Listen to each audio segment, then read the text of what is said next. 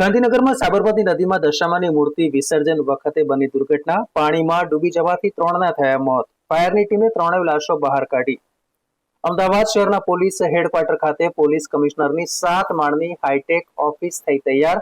3000 car માટે 2 માળનું basement parking પણ બનાવવામાં આવ્યું. સિટી મોનિટરિંગનું કમાન્ડ એન્ડ કંટ્રોલ રૂમ પણ તૈયાર.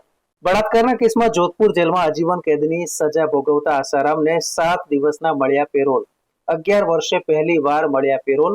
4 દિવસથી આસારામ જોધપુરની એમ્સમાં સારવાર હેઠળ. અમદાવાદ મ્યુનિસિપલ કોર્પોરેશન 15 પ્લોટની જાહેર હરાજી કરશે. હરાજીથી ઊભી થશે 800 કરોડની આવક. ટૂંક સમયમાં ટેન્ડર પ્રક્રિયા હાથ ધરાશે. પાકિસ્તાનના ક્વેટામાં આતંકવાદી હુમલો, 3ના મોત. રાષ્ટ્રધ્વજ વેચી રહેલા દુકાનદાર પર થયો બોમ્બથી હુમલો. બલુચિસ્તાન લિબરેશન આર્મીએ હુમલાની લીધી જવાબદારી.